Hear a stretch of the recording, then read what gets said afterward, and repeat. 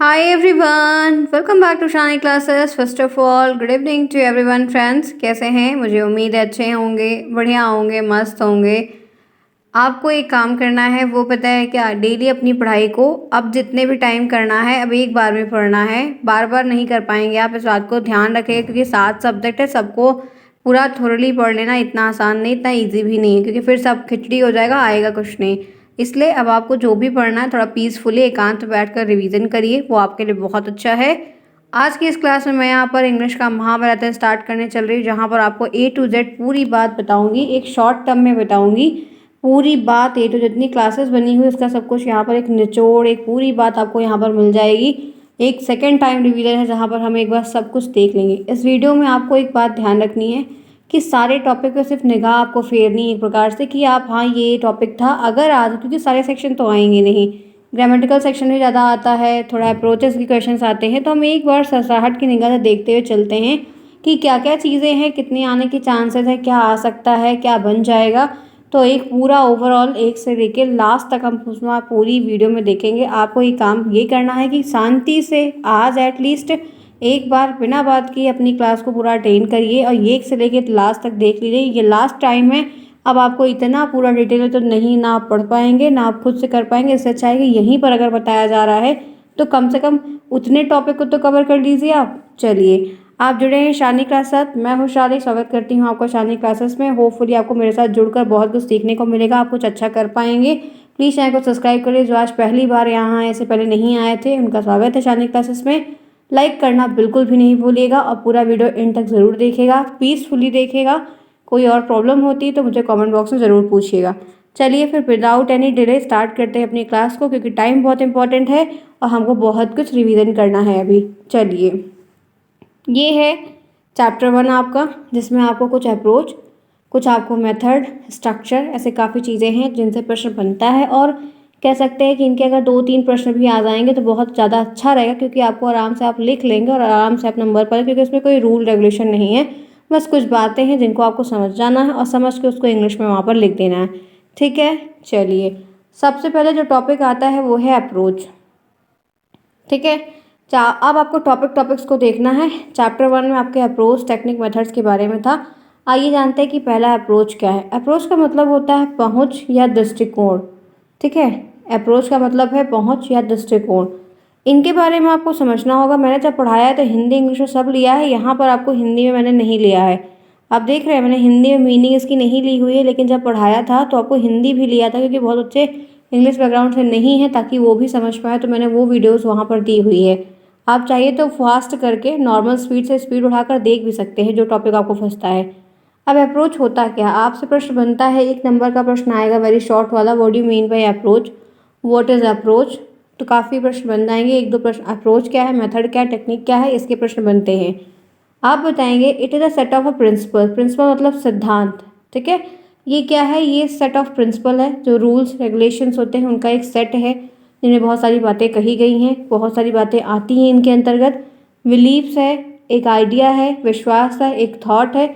About the nature of learning language, ये किसके विषय में है, जो भाषा का एक सीखने का नेचर है कि कैसे सीखना है, क्या सीखना है, कैसे सिखाना है, कैसे करना है। That is translated into the classroom, और फिर उसको आपको पहले समझना होगा और समझने के बाद आपको उसको क्लासरूम में बच्चों को ट्रांसलेट का मतलब है कि उनको बताना होगा, उनको सिखाना होगा, उनके सामने ले आकर वो चीज़ रखनी होगी। तो यहाँ पर क्या है, अप्रोच क्या है, it is a set of a principle, ये एक सेट है प्रिंसिपल्स का। बिलीव है, आइडिया है, about the nature of learning a language that is translated into the classroom. Approach is the cause, approach ही जानते हैं वो कारण है जिसकी वजह से हम, ये होता है कि हमारे पास जब ये चीज़ है तो उसकी वजह से वो चीज़ कर सकते हैं। तो ये एक कॉज है, ये भी कह सकते हैं, क्योंकि इसके ज़रिए हम काफ़ी कुछ कर सकते हैं। क्योंकि पहुंच का इसका मीनिंग क्या है, पहुंच, हम इसके ज़रिए बहुत कार्य कर सकते हैं। बहुत सारी चीज़ें अगर हमारे पास नहीं हैं तो होता है कि हम उस कारणवश वो कार्य नहीं कर पाए, लेकिन हम किसी के ज़रिए बहुत कुछ कर सकते हैं। आगे देखिए, the approach is the way you are going to approach the, ये अप्रोच ही एक ऐसा रास्ता होता है, कैसा आपको डगर होती है, मतलब एक प्रकार से ऐसा आपको वे होता है जहाँ पर आप उस रास्ते पे चलकर अपने प्रोजेक्ट तक पहुँच सकते हैं, जो आपका प्रोजेक्ट का गोल है, जो आपको अचीव करना है। आपके क्लास में बहुत सारी चीज़ें होती, जैसे आपको प्रश्न बनता है तो आप इतना लिख देना, सिर्फ और सिर्फ इतना पॉइंट अच्छे से 1 नंबर में लिख देना, दैट्स इनफ।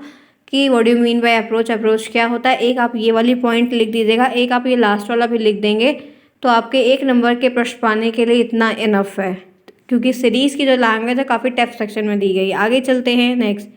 मैराथन क्या होता है, सॉरी मैराथन नहीं, मेथड। मेथड का मतलब है तरीका, ठीक है, पद्धति, तरीका।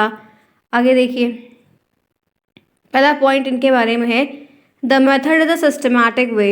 मेथड क्या है, एक सिस्टमैटिक वे। सिस्टमैटिक इसमें सिस्टम के अकॉर्डिंग हो, रूल रेगुलेशन हो, टाइम अकॉर्डिंग हो, हर एक चीज़ प्रॉपर अरेंजमेंट के साथ हो, प्रॉपर मैनेजमेंट के साथ हो ऑफ डूइंग समथिंग। किसी भी कार्य करने का, कोई भी कार्य करने का या कोई भी कार्य करवाने का, ये एक सिस्टमैटिक वे है, एक पैटर्न है जिस पे कार्य होता है। It imply and orderly logical arrangement of, इसके अंदर जो स्टेप्स हैं उनको ऑर्डरली अरेंज किया, लॉजिकली उनको अरेंज किया। लॉजिकली का मतलब है कि हर एक जो स्टेप है वो एक दूसरे से इस तरीके से लिंक किया जाता है कि बिना इसके ये वाला पूरा नहीं होगा, तो वो कड़ी एक दूसरे से लिंक, इसी तरह वो ऑर्डरली एक लॉजिकल तरीके से उसको सेट किया जाता है कि एक के बाद ही ये वाला स्टेप आएगा, आप कूद कर नहीं चल सकते हैं। आगे देखिए, इट इज़ मोर प्रोसीजरल, ये काफ़ी प्रोसीजर ऐसे आप जानते हैं ना, पहले ये प्रोसीजर, फिर ये, फिर ये, फिर ये। अगर 7 लेवल है गेम का तो आपको पहले 1 जीतना होगा, फिर 2 जीतेंगे, फिर 3 जीतेंगे, डायरेक्ट नहीं पहुंच सकते हैं। तो ये काफ़ी प्रोसीजरल लेवल, क्योंकि मेथड में काफ़ी स्टेप्स होते हैं। The method is the way in which something is done. Method ही एक ऐसा रास्ता है, एक ऐसा तरीका है जिसके थ्रू आप कुछ कर सकते हैं, जिसके थ्रू। मेथड को पता है आप स्ट्रैटेजी का भी नाम दे सकते हैं,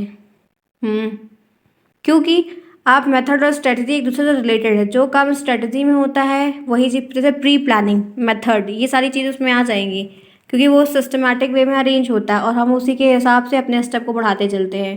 आगे आइए, थर्ड टॉपिक जो इसमें पूछा जाता है, what do you mean bye technique. आप टेक्निक से क्या समझते हैं, टेक्निक क्या होती है, explain the meaning of technique.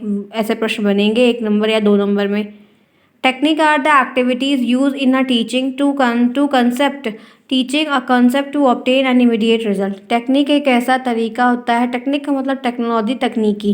ये एक ऐसी क्रियाकलाप या एक्टिविटीज़ होती है जिसको यूज़ किया जाता है शिक्षण में, ठीक है।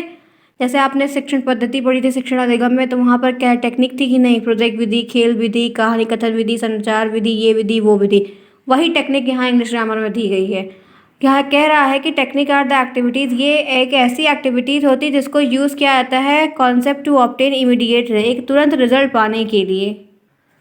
आइए आगे बढ़ते हैं, चलिए देखिए क्या है। It may be describe as the particular trick or strategy use to accomplish an immediate objective. ये कह सकते हैं कि एक पर्टिकुलर ट्रिक भी कह सकते हैं, एक ट्रिक है या स्ट्रैटेजी है जो हमको जिस मतलब हम किसी चीज़ में अकम्प्लिश का मतलब लागू करते हैं और इमीडिएट हम उसका ऑब्जेक्टिव पा जाते हैं। जैसे हम टेक्निक क्यों लगाते हैं, हम जब हमें कोई काम आसानी से करना रहे या जुगाड़ में करना रहे या जल्दी जल्दी करना रहे, तो होता कुछ ट्रिक मिल जाती है तो ज़्यादा सही रहता है, कि वरना इतना लंबा करना पड़ेगा। इससे अच्छा कि हम थोड़ा टेक्निक का इस्तेमाल करके आसानी से कर लेंगे, तो वही है। और उससे क्या होता है कि हमको तत्काल रिजल्ट मिल जाता है।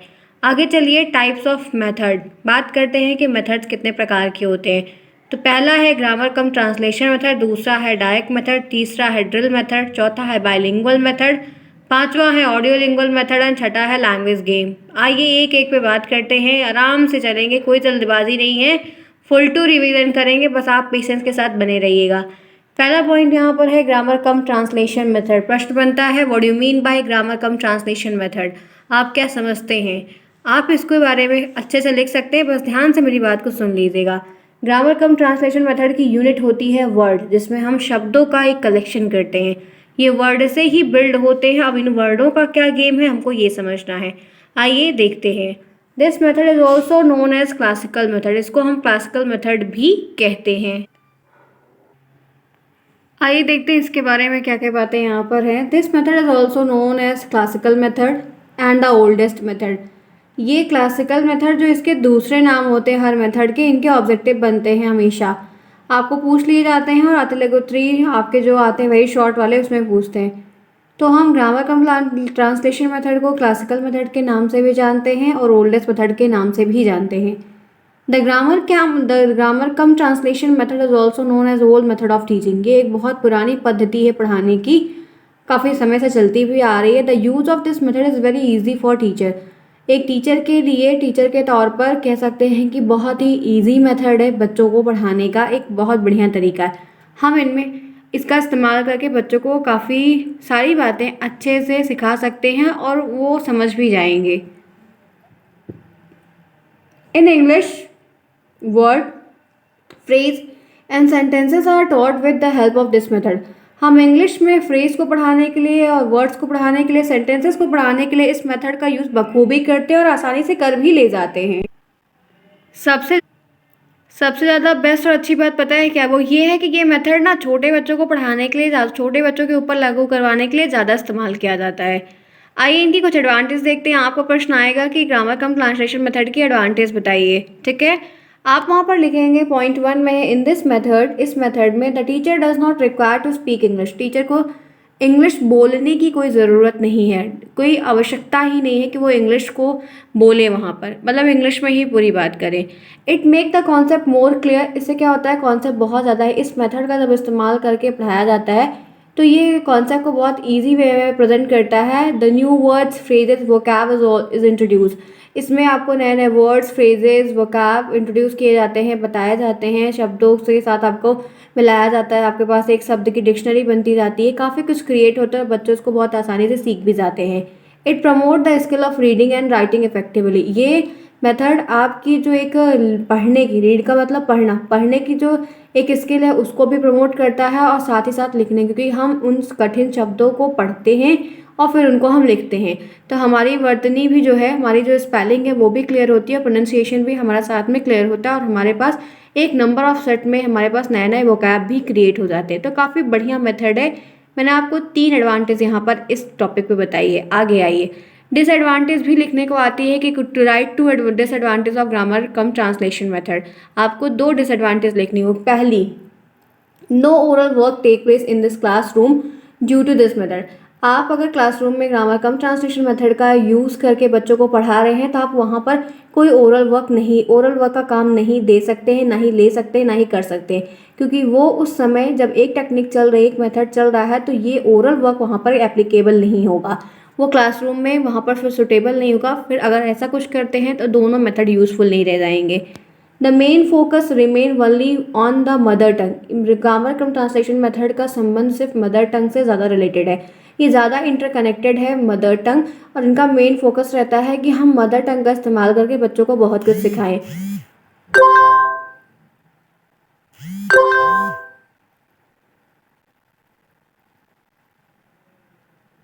And the target language remains ignored. और जो टारगेट लैंग्वेज रहती है उसको हम वहाँ पर कह सकते हैं कि ज़्यादा उतना प्रभावशाली तरीके से नहीं देखते हैं। पहले हम जो फोकस करते हैं वो मदर टंग पे करते हैं। जैसा कि आप ये समझ रहे हैं कि जैसे छोटे बच्चे नए आ रहे हैं तो उनको आप डायरेक्टली ब्ला ब्ला ब्ला ब्ला ब्ला, ये इंग्लिश वो इंग्लिश ऐसे फ्ला बताने लगोगे ना तो डर के बारे बेचारे सपका जाएंगे, कुछ बोलेंगे ही नहीं।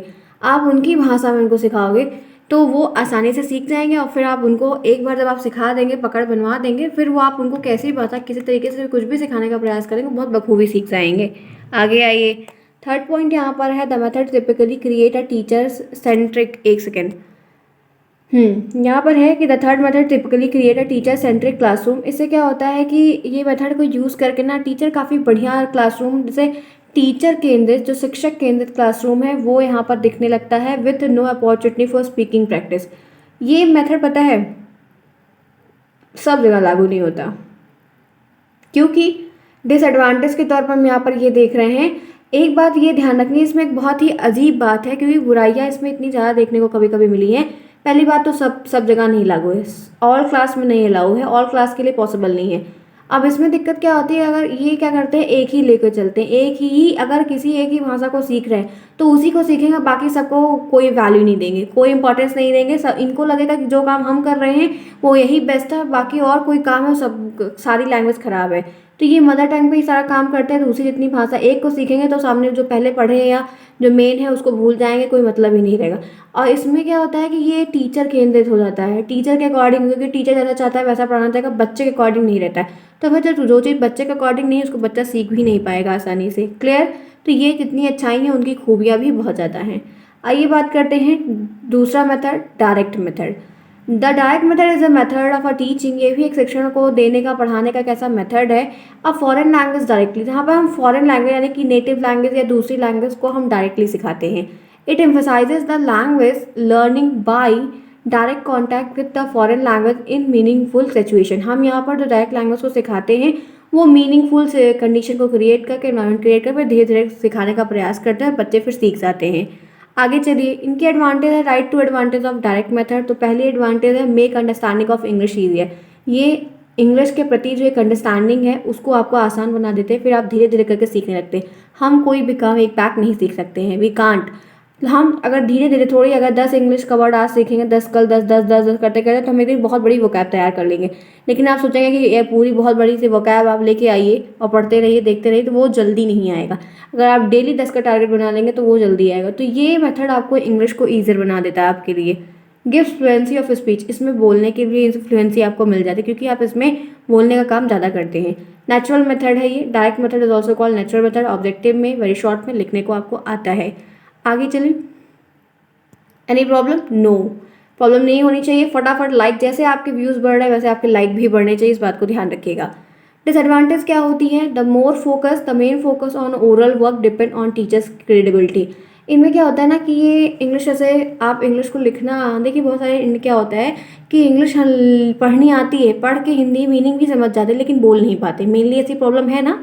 तो यहाँ पर क्या होता है कि ये ओरल वर्क पे ज़्यादा फोकस करते हैं। अगर इस मेथड की टेक्निक को यूज़ करके बच्चों को पढ़ाया जा रहा है तो वो बच्चे बोलना ईजिली सीख जाते हैं। और टीचर की बस ये है कि टीचर में वो क्रेडिबिलिटी डिपेंड करती है कि वो कैसे पढ़ा रहे हैं या सिखा रहे हैं, कैसे वो इनका यूज़ करें। लेकिन कभी क्या ये डिसएडवांटेज के तौर पर कभी कभी ये दिमाग में आता है कि टीचर ही बोलता रहता है, बच्चे का कुछ खास डेवलपमेंट नहीं होता है क्योंकि बच्चा उतना समझ ही नहीं पाता है डायरेक्टली, क्योंकि टीचर आया बोला, क्योंकि टीचर का एक्सपीरियंस है, वो बोल के चले गए बच्चों को, लेकिन वो चीज़ प्रैक्टिस नहीं करवाई, वो उनको नहीं आया। तो ये बहुत ज़्यादा अच्छी नहीं है। It depend on teacher skill, ये टीचर की स्किल पर डिपेंड। अगर टीचर पूरी साफ इंग्लिश नहीं बोलेंगे, प्रोनाउंसिएशन क्लियर नहीं, इंग्लिश की स्पेलिंग नहीं क्लियर है, तो ये अच्छी मेथड नहीं होगा और बच्चे भी गलत सीखेंगे।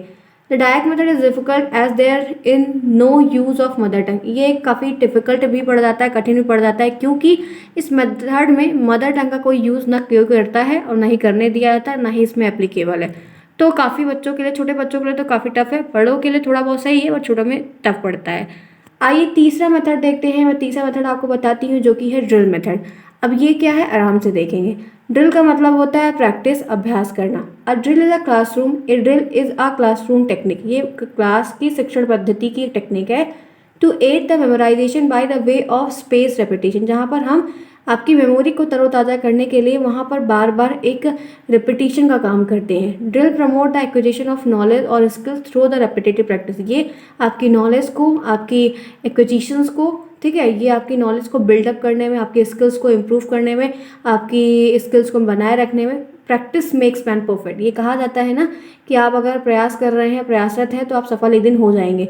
तो प्रैक्टिस मेक्स मैन परफेक्ट। तो ये ड्रिल मेथड है कि आपको उस चीज़ को बार बार करना है, बार बार करना है, एक हर अल्टरनेट डे पे करना है, तो वो आपको काफ़ी परफेक्ट बना देगा और आप सीख जाएंगे, चाहे फिर आप वो कोई भी काम कर रहे हो। आते हैं नेक्स्ट, देखते हैं बाइलिंगुअल मेथड। सारे मेथड से प्रश्न नहीं बनते, इस बात को ध्यान रखिएगा। जैसा कि ऊपर वाला ड्रिल मेथड देखा, एक या दो बार पूछा गया है, ये इंपॉर्टेंट है, ध्यान रखिएगा। आइए देखते हैं, समझ में आ रहा है सभी को? Any problem? सिंपल वे में एकदम साधारण बातें बताई जा रही, हिंदी का इस्तेमाल आपको नहीं करना है। क्लियर? चलिए, bilingual method allow the teacher and peoples to use two language. Bilingual method क्या करता है ना, ये अलाउ करता है टीचर्स को और पीपल्स को कि आप दो भाषा का इस्तेमाल कर सकते हैं। One is the target language to be learn, एक टारगेट लैंग्वेज जिसको हम सीखने आए हैं, सीख रहे हैं, एंड दूसरी मदर टंग जो हम सीख कर आए। एक हमें आती है, एक हमको सीखना है। हम जो हमें आती है हम उसकी डोर को पकड़कर जो हमें नहीं आती वहाँ तक पहुँच जाएंगे। यही बाइलिंगुअल मेथड का एक मेन रूल है, इसी के लिए ये काफ़ी फेमस और अच्छा भी है और छोटे बच्चों के लिए बहुत ज़्यादा अच्छा है। Which is use to achieve the target language English, जो आप इस मेथड का यूज़ करते हैं इंग्लिश के जो एक टारगेट लैंग्वेज उसको सीखने के लिए। The method make the use of two language, the mother tongue and the target language. ये मेथड आपको दो लैंग्वेज को पकड़ बना के चलने का कार्य बहुत अच्छे से सिखा देता है और आप सीख जाते हैं। आइए लिखते हैं एडवांटेज ऑफ बाइलिंगुअल मेथड। क्या आखिर इनमें खूबियाँ हैं, क्या विशेषताएं, इनको भी जानते हैं। पहला point, importance is given to the mother tongue and its culture. Important इसमें मदर टंग को ज़्यादा दी जाती है, हर मातृभाषा को दी जाती है, उनके कल्चर को ज़्यादा सपोर्ट किया जाता है। It become easier for the student to understand the language. ये उन भाषा को बच्चों को समझने के लिए आसान बना देती है क्योंकि वो उनकी मातृभाषा में रहती है, फिर वो उस मतलब मातृभाषा में कोई भी सब्जेक्ट आप पढ़ाएंगे तो बच्चों को समझ में आएगा, वो ईजिली वे में समझेंगे ना। नेक्स्ट यहाँ पर है the teacher explain the new words sentence meaning in the mother tongue. Teacher क्या करते हैं, इन्हीं मदर टंग की सहारे से बच्चों को नए वर्ड बताएंगे, सेंटेंसेस बताएंगे, मीनिंग बताएंगे और बच्चे समझ जाएंगे। अगर आप दूसरी लैंग्वेज में वही मीनिंग को बताएंगे, वही टफ शब्द को बताएंगे, उन्हें नहीं आएगा, उन्हें टफ लगेगा, वो छोड़ देंगे। अगर उनकी भाषा में आप बताएंगे, जो उनकी मातृभाषा, जो सीख कर आए हैं, जिसको समझते हैं, फिर वो सीख जाएंगे, उन्हें डर भी नहीं लगेगा। आगे चलिए, डिसएडवांटेज क्या होती है फ्रेंड्स, एक बात आपको क्लियर करना चाहती हूँ। मैंने ये PDF खुद बनाया था, कहीं किसी सीरीज से नहीं लिया है, किसी बुक से भी नहीं लिया है, बहुत सारी चीज़ें खोजी है, मेहनत किया है। तो इस बात को ध्यान रखिएगा कि शायद आपको सीरीज से बहुत अच्छे आंसर यहाँ पर मिले। तो please as a request proper तरीके से सुनिए, हर एक चीज़ को ध्यान से देखिए। ये लास्ट टाइम है जब आप एग्ज़ाम से पहले रिवीजन कर रहे हैं, आपके लिए बहुत इंपॉर्टेंट है, मेरी बहुत मेहनत जा रही है इसके पीछे। तो प्लीज़ एक रिस्पेक्ट के तौर पर प्लीज़ ध्यान से देखिए, समझिए, कोई प्रॉब्लम होती तो पूछिएगा। एक बार रिवीजन कर लीजिए फ्रेंड्स, बहुत अच्छा रिजल्ट आप लेकर आएंगे। आप में वो क्षमता है, लेकिन अभी आपको रिवीजन करना है। जिन्होंने क्लास को नहीं लाइक किया पहले तो आप लाइक करिए। चलिए, do it fast without any delay. आइए बात करते हैं डिसएडवांटेज की, एक एक पॉइंट्स को देखेंगे। The teacher must be fluent in both the language in order to make the concept clear. इसमें एक दिक्कत ये होती है ना कि टीचर की मातृभाषा अलग है, हर बच्चे की अपनी अलग अलग है। तो इसमें क्या होता है कि हर टीचर को अपनी मातृभाषा आएगी और एक जो टारगेट लैंग्वेज तो वो आएगी, लेकिन सबकी मातृभाषा नहीं आएगी। इसलिए दोनों, इसमें एक दिक्कत ये होती है कि ऐसा कोई टीचर नहीं मिलता जिसको सारी लैंग्वेज आती रहे। तो इसकी वजह से काफ़ी दिक्कत हो पाती है। फिर जो दूसरी लैंग्वेज वो सीख रहा है, मतलब बोल के, मातृभाषा बोल के बच्चा आया है, फिर उससे उनका जो है बातचीत नहीं हो पाता है। The student may develop the dependency on their mother tongue. फिर बच्चा जो है ना अपनी मदर भाषा को बहुत समझ लगता है, उन पर पूरी तरीके से डिपेंड हो जाता है। तो कहीं ना कहीं ये अच्छी नहीं कहलाती है, क्योंकि अब अलग अलग जगह से बच्चे आए हैं, तो एक टीचर को अपनी मातृभाषा आएगी, एक टारगेट लैंग्वेज आएगी, कितनी मातृभाषाएं उनको आएंगी, धीरे धीरे आएंगी, तुरंत नहीं आएंगी। तो टीचर नहीं मिल पाते तो पढ़ाई नहीं हो पाती, फिर रुक जाता है। नेक्स्ट, डॉक्टर वेस्ट मेथड, जो PNP का फेवरेट है, बहुत प्रश्न लेके आते हैं वो इससे। किसने बनाया है? माइकल फिलिप्स वेस्ट, ठीक है। He was the director of the education before the partition, ठीक है, विभाजन के पहले ये डायरेक्टर रहे हैं। यहाँ पर है removed some of the limitation of the direct method. यहाँ पर कुछ चीज़ें देखनी है जो रिमूव की जा रही लिमिटेशन के तौर पर, इन्होंने कुछ काफ़ी वर्क किया है। New method of the teaching English is a method, ये एक ऐसा मेथड है टीचिंग इंग्लिश को सिखाने का, सीखने का, that based on 3 element, 3 element पे डिपेंड करती है। एक रीडिंग पे, एक रीडर पे, एक वोकैब पे, कि आप किन शब्दों को पढ़ रहे हो, क्या पढ़ रहे हो और कौन पढ़ रहा है। And the use of native language, और जो आपकी नेटिव लैंग्वेज है उसका सहारा लेके हम इस पर कार्य करते हैं।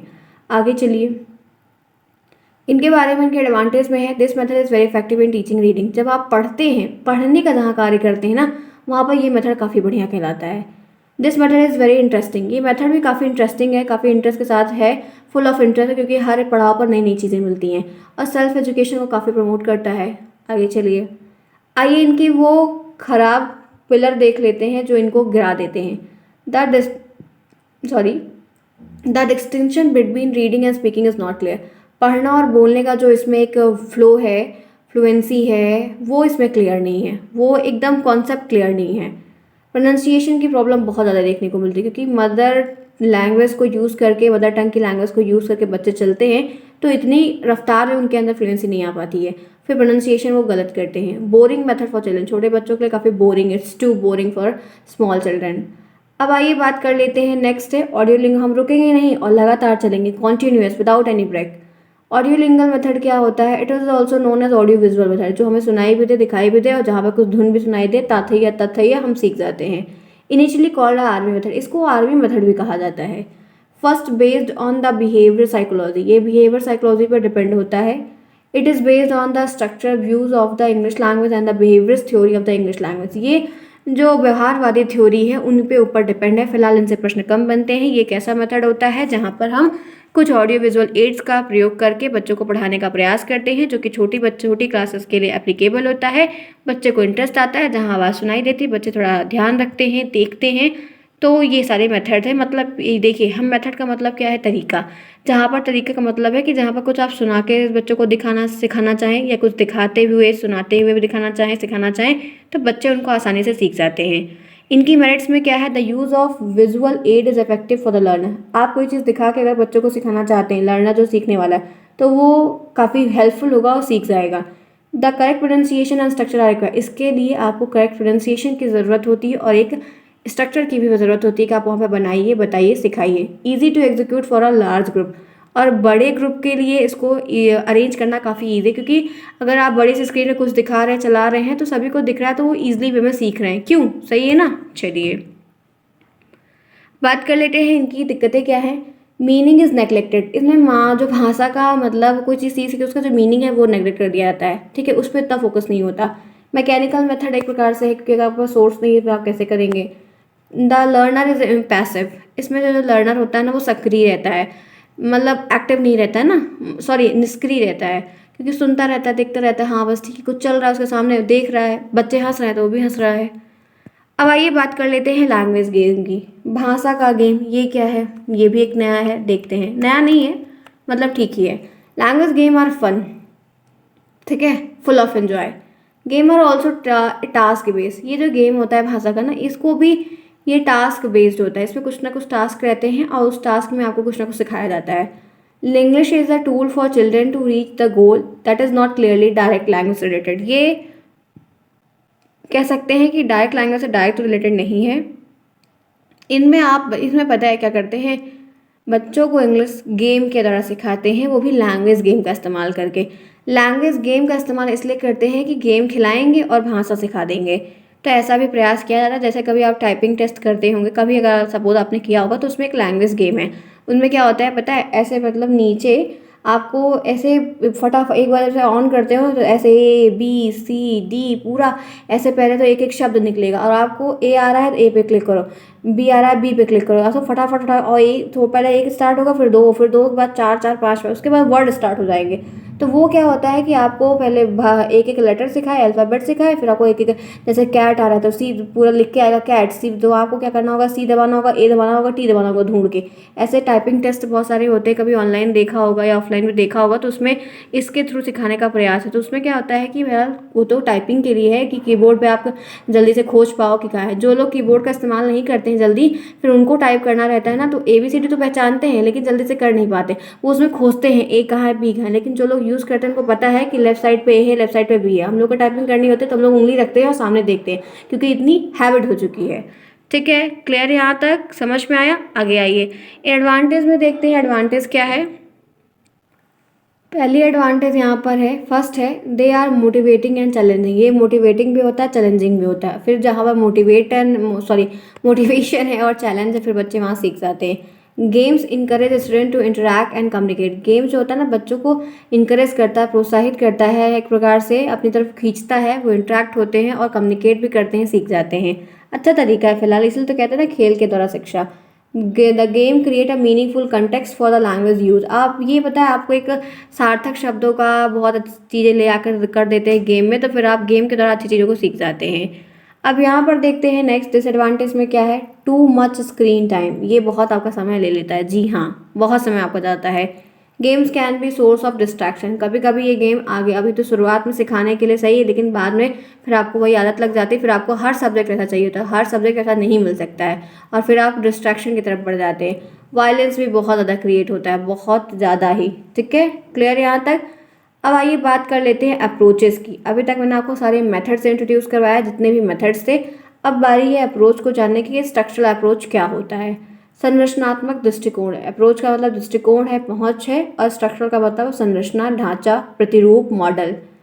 The structural approach means the arrangement of words. ये क्या है? वर्ड्स की अरेंजमेंट है, सेट ऑफ वर्ड्स है। इन सच अ वे, एक ऐसे तरीके से, to form a suitable pattern of sentence, जो एक सुटेबल पैटर्न ऑफ सेंटेंस हो, क्योंकि वर्ड्स से सेंटेंस बनता है, शब्दों से वाक्य बनता है ना, तो ढेर सारे जब आप लॉट्स ऑफ वर्ड्स होते हैं तभी तो एक सेंटेंस फॉर्म होता है। तो the structural approach means the arrangement of words in such a way as to form a suitable pattern of a sentence.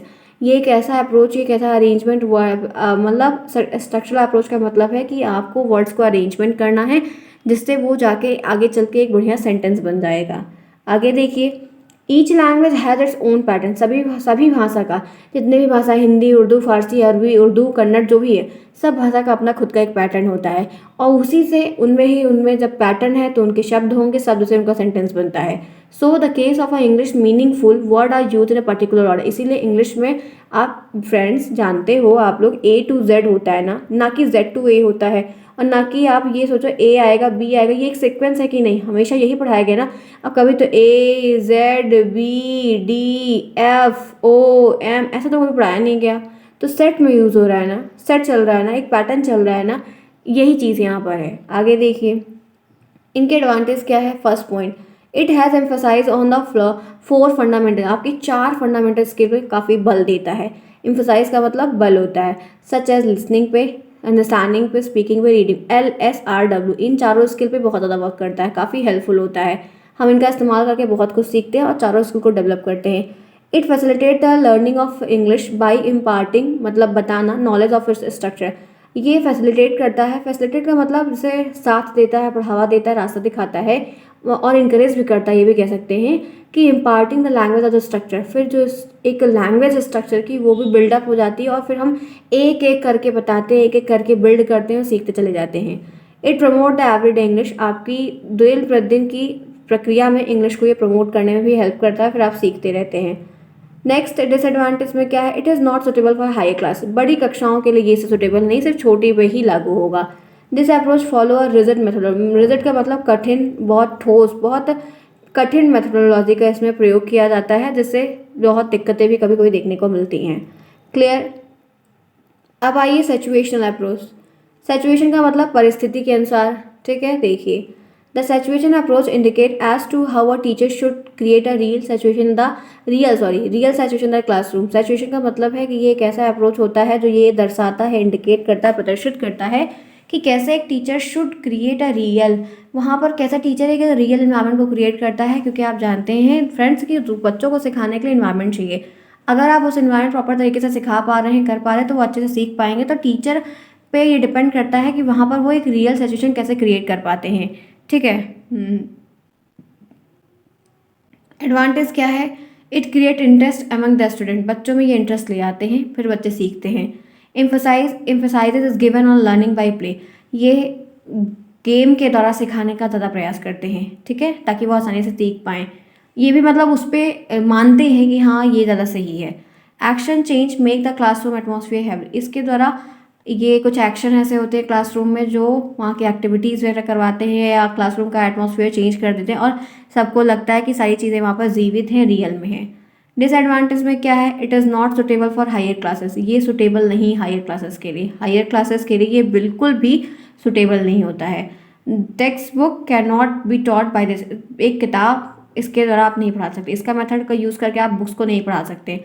Only well selected things can be taught by this, इसके द्वारा कुछ ही जो चिन्हित या प्रचलित चीज़ें या सुटेबल हैं वही कर सकते हैं, बाकी आप सब जगह इसको अलाउ नहीं कर सकते, एप्लीकेबल ही नहीं है, गलत इम्पैक्ट पड़ जाएगा। Clear, okay. चलिए आते हैं, देखते हैं ओरल अप्रोच। ये क्या है, ओरल अप्रोच और a situational approach teaching is based on structure view of the language, ये दोनों जो है ना, जो लैंग्वेज दिखने का, भाषा को दिखने का, सीखने का जो स्ट्रक्चर है उस पर डिपेंड करता है। Speech structure and a focus on a set of a vocab, क्योंकि स्पीच वर्ड्स सेंटेंस वोकैब पर डिपेंड है। Item are seen as a basis of a teaching language, ये सारी चीज़ें आपको, अगर देखिए फ्रेंड्स ये बात सच है कि अगर आपको शब्द ही नहीं पता है तो आप सेंटेंस नहीं बना सकते हैं। never you can make a sentence without any help of word, any help of grammatical section, आप नहीं कर सकते हैं। आपको पहले अपने वोकैब को कंट्रोल करना पड़ेगा, सीखना, क्योंकि देखिए आप फ्लुएंसी के साथ इंग्लिश मत बोलिए, वो चलेगा, लेकिन अपनी बात के व्यवहार में, चीज़ों में, छोटी छोटी चीज़ों में तो आप बोलने का समझेंगे, तभी तो आप एक पूरी सेंटेंस को बोल पाएंगे। तो ये हर जगह पर आप नहीं कर सकते हो, इसके लिए आपको एक स्ट्रक्चर बनाना पड़ेगा। वैसे भी जानते हैं कि इंग्लिश में कोई स्ट्रक्चर बन रहा है तो subject plus verb plus object, ये स्ट्रक्चर फेमस है, इसी के सेट ऑफ पैटर्न में चीज़ें बनती हैं। लेकिन आपको इसके लिए पहले वर्ड को सीखना होगा, वोकैब को सीखना होगा। सेंटेंस आप सब्जेक्ट लाओगे कैसे, सब्जेक्ट बहुत कुछ में हो सकता है, तो सीखना पड़ेगा आपको, ठीक है। तो वोकैब का काफ़ी बड़ा गेम है और बोलने के जरिए फिर धीरे धीरे चीज़ें आने लगेंगी। एडवांटेज में क्या है, the subject matter can be explain easily, इसमें सब्जेक्ट का जो मैटर होता है वो हम एक्सप्लेन कर सकते हैं ईजिली, क्योंकि इसमें मौखिक तरीके से सिर्फ हमें बोलना रहता है।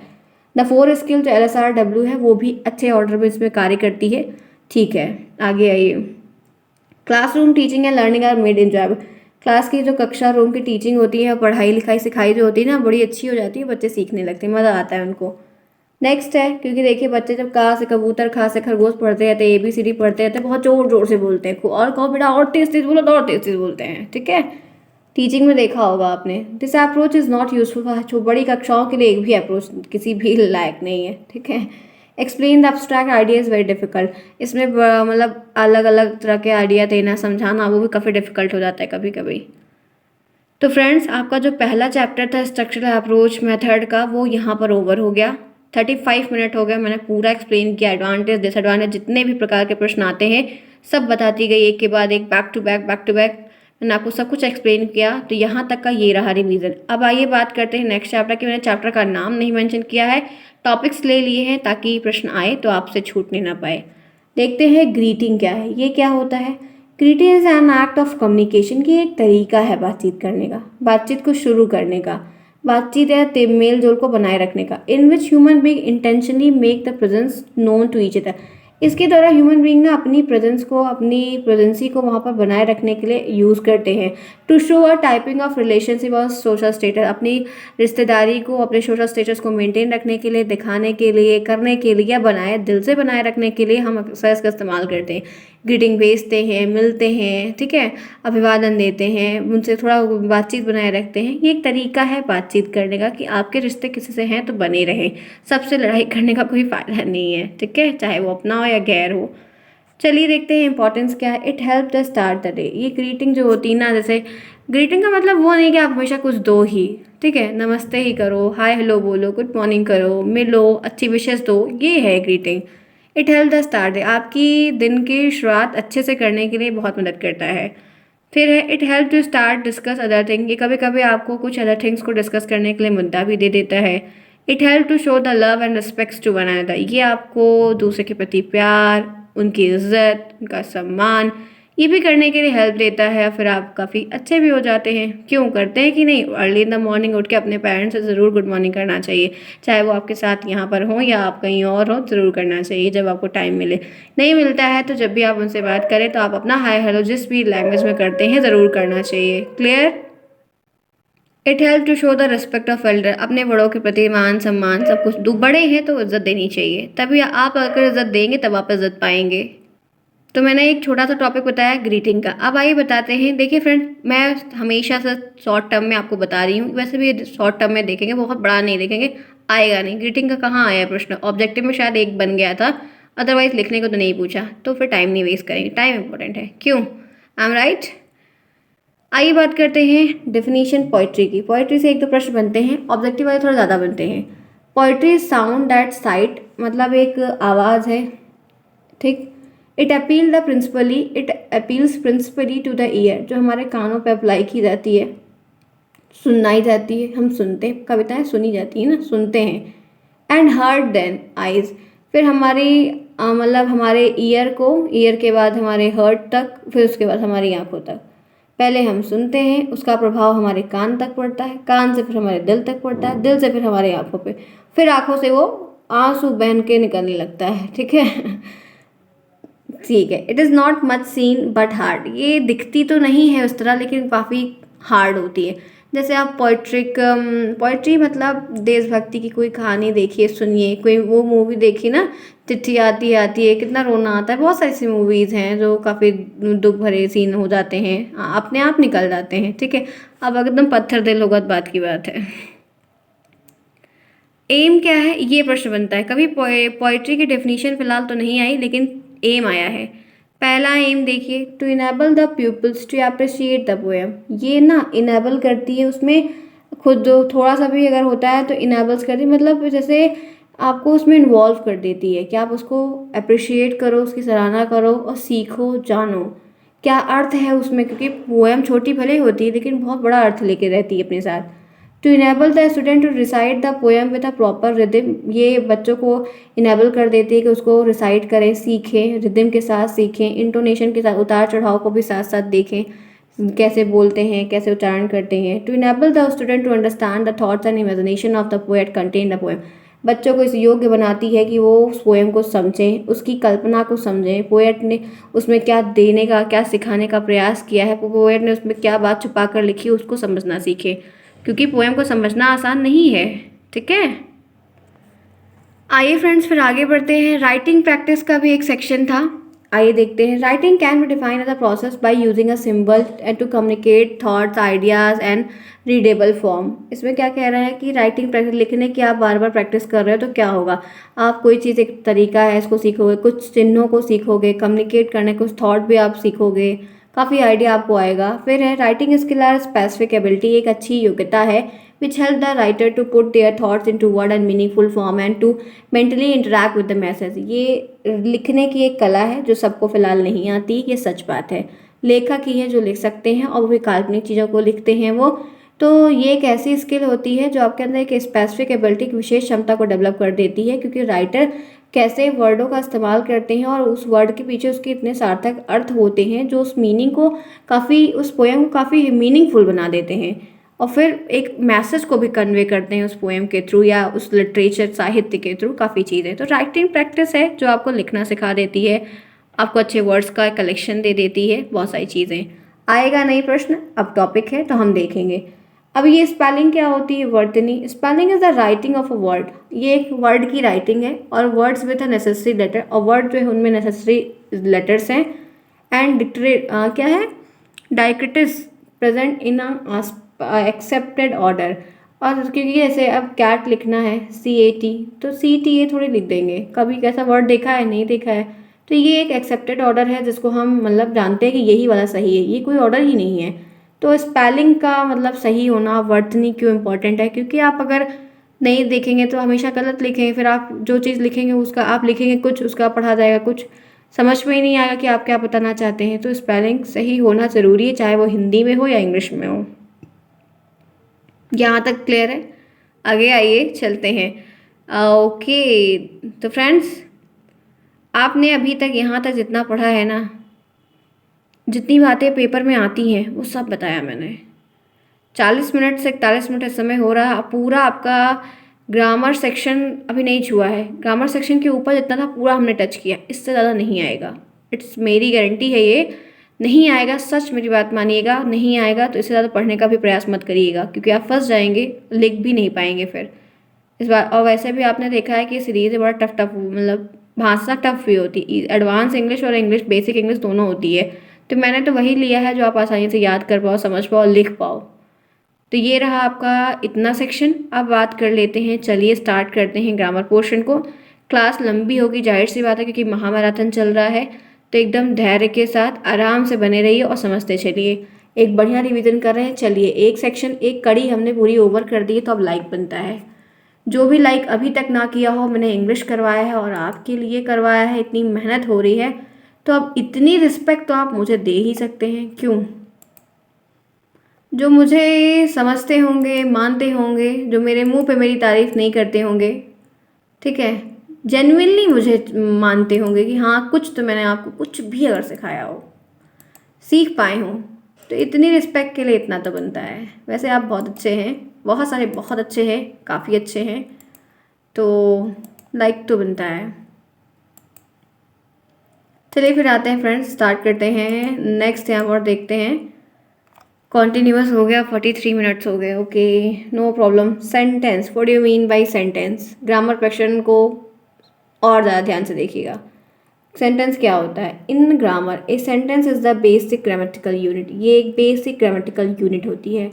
It contain a group of words, ये ग्रुप ऑफ वर्ड्स को कलेक्ट करके रखता है and express the complete thought. Sentence क्या, what is sentence? Sentence is a group of words and express a complete thought. ये ग्रुप ऑफ वर्ड्स का एक set होता है जो एक कंप्लीट मीनिंग को आपके सामने ले आकर रिप्रेजेंट करता है। आगे चलिए। Sentence consist of two main thing, one is subject and second is predicate. ये दो उसमें निहित होता है, अगर ये नहीं तो सेंटेंस नहीं। Example, Maggi is playing with a doll, Maggi is playing with a doll. I have completed my work, मैंने अपना होमवर्क कर लिया और मैगी जो है डॉल के साथ खेल रही है।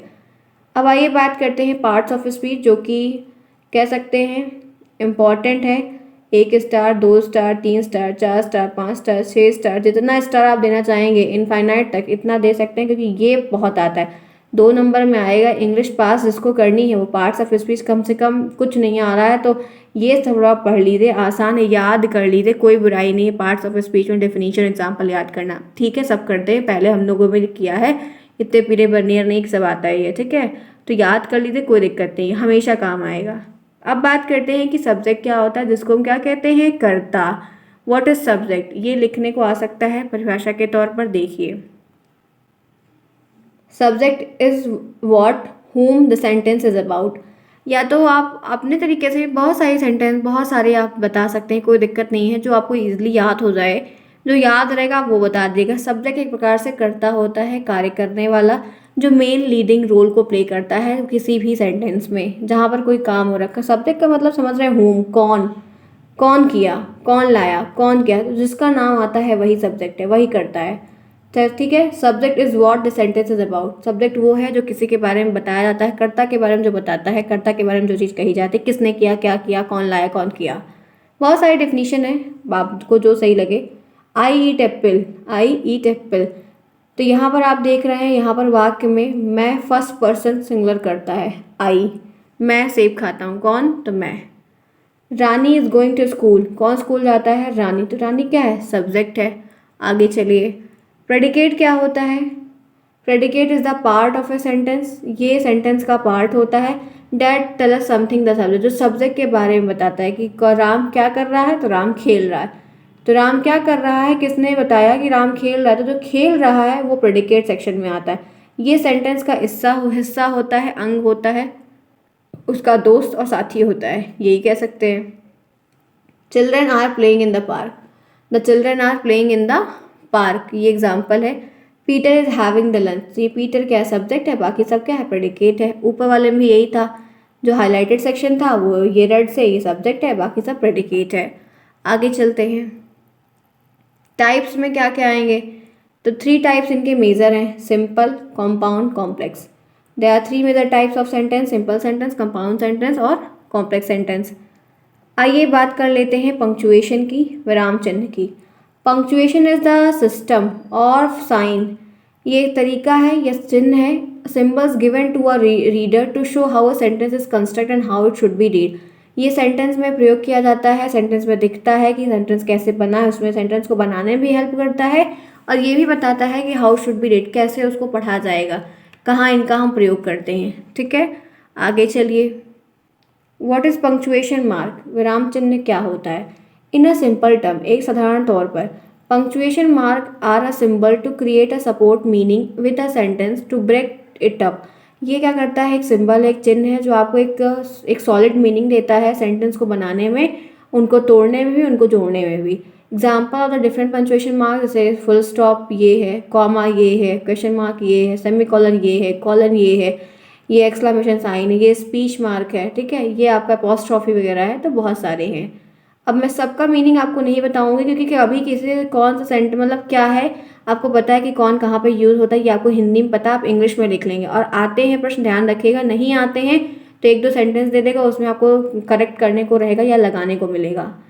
अब आइए बात करते हैं डिटरमाइनर की, ये क्या है। A determiner in English grammar is a word place in front of a noun to specify the quantity and clarity what the noun refers to. Noun मतलब नाउन के साथ क्या लगाना है, कैसे लगाना है, क्या यूज होगा, नाउन में क्या चीज़ें आएंगी, या किसी चीज़ों को क्लियर करना है तो आप क्या इस्तेमाल करेंगे, जैसे the lake, the an apple, my pencil. ठीक है, मतलब एक उनको उपाधि देने के लिए जैसे डिटरमाइनर लगाया जाता है। फिलहाल डिटरमाइनर की तो कोई परिभाषा आएगी नहीं, इनके अंदर जो सेक्शन है वही आने वाले हैं। आइए चलते हैं, देखिए आर्टिकल में a and the, demonstrative determiner की बात होगी तो this, that, these, those. Positive determiner की बात होगी तो my, our, his, her, its, your, their. क्योंकि हो सकता है कि ये आपको ऑब्जेक्टिव में बन जाए तो आपको बताने होंगे, इस बात से बी अवेयर रहिए। फिर क्वांटिफायर में मतलब जिसमें क्वालिटी की बात, वो क्वांटिटी कितने की बात हो रही है, तो मेनी, मच, मोर, मोस्ट, सम, ऑल, एवरी, फ्यू, लिटिल। ठीक है, तो ये सब है। तो हो सकता है फ्रेंड्स ऑब्जेक्टिव में आपको पहचानने के लिए आ जाए, जैसे माइंड बहुत आता है, इसीलिए आपको बता रहे हैं, जानते रहिए, सुनते रहिए, देखते रहिए। आगे बढ़ते हैं, नंबर की बात आती है तो cardinal, ordinal, double, twice, 3 time, ये सब। इंट्रोगेटिव में हुज, व्हाट, हुम, विच, ये सारे आ जाएंगे। अब आइए बात करते हैं आर्टिकल्स के रूल्स की। Use of A and the, A and जो होते हैं इनडेफिनेट होते हैं, ये डेफिनेट होता है। ठीक, तो अब एक एक को देखेंगे, चलिए। आर्टिकल 2 प्रकार के होते हैं, इंडेफिनेट आर्टिकल और डेफिनेट आर्टिकल। एक को जानते हैं पहले, इंडेफिनिट क्या है। ए और एन को इंडेफिनिट आर्टिकल कहते हैं क्योंकि ये अनिश्चित होते हैं, ठीक है, ये अनिश्चित होते हैं और नाउन के पहले आते हैं, ठीक है। Example, I saw a girl, मैंने एक लड़की देखी। अब यहाँ पर ये अनिश्चित कैसे, लड़की देखी, अब कौन सी लड़की देखी ये तो नाम तो नहीं पता है। अब इंडिया की देखी कि इंग्लैंड की देखी ये भी नहीं पता है, बस मैंने लड़की देखी, अब पता नहीं किसको देखा क्या देखा, तो इसमें कुछ सर्टेनिटी नहीं है, बस इतना पता है कि लड़की देखी, ठीक है। आगे चलिए, नेक्स्ट है ही सॉ एन आउल, इसने उल्लू देखा, पता नहीं कौन सा उल्लू देखा क्योंकि उल्लू भी कई कलर के होते हैं और कई स्पीसीज से आते हैं, देखा होगा कोई उल्लू, ठीक है। दिन में भी आजकल उल्लू दिखने लगे हैं, आप लोगों ने देखा है कि नहीं उल्लू, दिन में नहीं देखा है, बताइएगा कमेंट बॉक्स में कि आप लोगों ने दिन में उल्लू देखा है नहीं देखा है। चलिए थर्ड, नेक्स्ट है डेफिनेट आर्टिकल।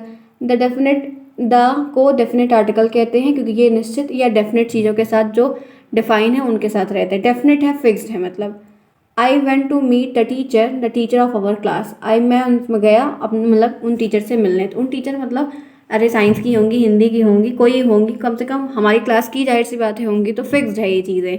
जो चीज़ें सर्टेन है वो दा होती हैं, वहाँ पर दा प्रयोग करते हैं। जो अनसर्टेन है, जिनकी कोई निश्चितता नहीं है, वो हमारे मतलब वहाँ पर हम ए एन का यूज़ करते हैं। क्लियर। अब आइए बात कर लेते हैं ए और एन के यूज़ की। Rule number 1, indefinite article a का प्रयोग साधारण, मैंने थोड़ा हिंदी में भी ले लिया क्योंकि आपको बता देती हूँ ताकि आप कर लोगे आसानी से। नाउन के पहले किया जा सकता है जिनकी गिनती की जा सकती है। ए हम वहीं पर लगाते हैं, जैसे अ बैग, एक बैग है तो अ बैग, ठीक है। एक सैंडल है तो अ सैंडल, ठीक है, ध्यान रखिएगा। एक कोई चीज़ है तो जहाँ पर कुछ उसको गिन रहे हैं, काउंट कर पा रहे हैं, तो वहाँ पर हम ए का प्रयोग करते हैं। और जिनका उच्चारण कॉन्सोनेंट की आवाज़ से होता है और जहाँ पर आपको जो उच्चारण है वो कॉन्सोनेंट के साथ हो रहा है, तो वहाँ पर भी करते हैं। जैसे अ काऊ, एक गाय, अ वुमन, एक औरत, ए चेयर, एक कुर्सी, अ बॉय, एक लड़का, अ हॉर्स, एक घोड़ा, ठीक है। आगे चलिए, ये सब जो कमसा होते हैं, का, व, चा, बा, हा ध्वनि से स्टार्ट होते हैं, वहाँ पर हम ये आर्टिकल का इस्तेमाल करते हैं। आगे आइए, रूल नंबर 2, जब यू की आवाज़ आए, तो यू लिखा है लेकिन हिंदी में ऐसे लिखा जाएगा ना, तो यहाँ पर एन क्यों लगाओगे, यही यू देख के लोग एन लगा देते, तो गलत है क्योंकि जब आप उसका उच्चारण करके लिखोगे तो या लिखेगा, या एक कॉन्सोनेंट है, एक व्यंजन है। तो यहाँ पर देखिए यूरोपियन, तो वॉवेल है ए ई आई ओ यू, तो ई देख के आप सोचोगे कि यहाँ पे एन लगा दे, गलत है क्योंकि लिखोगे तो यूरोपियन लिखोगे, या आएगा। यूजफुल लिखोगे, यूनियन लिखोगे, आ यूनियन, आ यूजफुल, आ यूनिवर्सिटी, क्योंकि यू लिखा है लेकिन उच्चारण में यह आ रहा है, यह एक कॉन्सोनेंट है, इसीलिए इनके साथ हमेशा ए का इस्तेमाल होगा। आगे चलते हैं, रूल नंबर 3, जब ओ की आवाज़ हो, ओ की आवाज़ हो तो डब्लू हो, वाह होता है। जब ओ की आवाज़ होती है तो ज़रूरी नहीं कि वहाँ पर ओ लिखा है तो आप जाके तुरंत से ए एन लगा दीजिए, क्यों, क्योंकि जैसे देखिए आप लिखेंगे, यहाँ पर आप देखिए अ 1 रुपी नोट, तो 1 में आप कैसे लिखेंगे, ऐसे लिखेंगे क्या, न ये, या आप ये ऐसे लिखेंगे, यन तो लिखेंगे नहीं, जैसे आप यन पढ़ते हैं, वन पढ़ते हैं, उस तरीके से नहीं, आप लिखोगे तो वाह आएगा ना, तो वाह एक कॉन्सोनेंट हो गया ना, तो आ 1 रुपी नोट, ए वन आइड मैन, एक आँख का आदमी, तो ये सब क्या है, आ लगेगा। आगे चलते हैं, इसी के साथ देखते हैं यहाँ पर नेक्स्ट, यूज़ ऑफ द का क्या यूज़ है, और एन का यूज़ यहाँ पर आप जानते हैं कि जहाँ पर वॉवल से स्टार्टिंग होती है वहाँ पर हम एन का यूज़ करते हैं। वॉवल 5 होते हैं, ए ई आई ओ यू। दा का क्या यूज़ है, नक्षत्रों के नाम के पहले हम हमेशा दा का यूज़ करते हैं। सन के आगे द सन, मून के आगे द मून, अर्थ के आगे द अर्थ, स्टार्स के आगे द स्टार, ठीक है।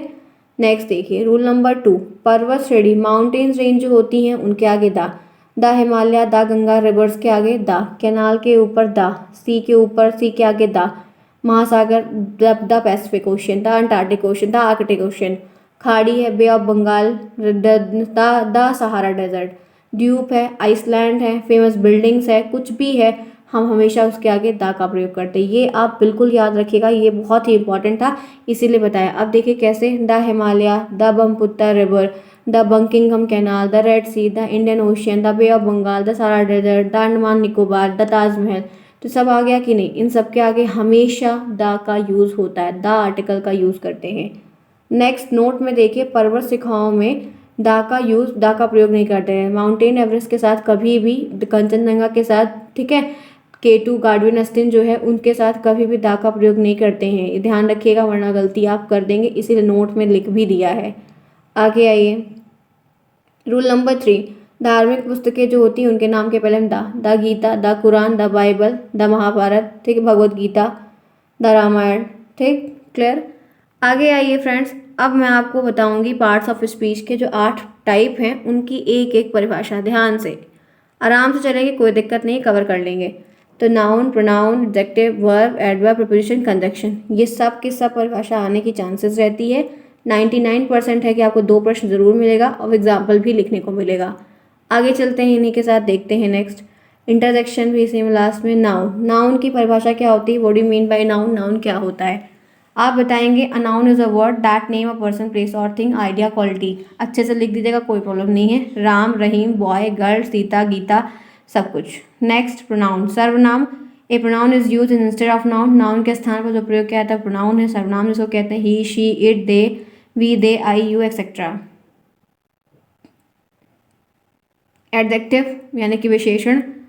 N adjective is a word that qualify a noun or pronoun, ठीक है। स्मॉल, बिग, लार्ज, नॉटी, बहुत कुछ बता सकते हैं। ब्यूटीफुल, चलिए, टिनी। वर्ब क्या है? क्रिया।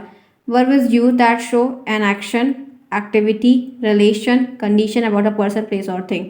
अब वर्ब के प्रकार क्या आ जाएंगे? 2 प्रकार, main verb, helping verb. Main verb में रन, प्ले, राइट, रीड, ये सब, ठीक है। जैसे राम खाता, राम खाता, तो राम क्या है?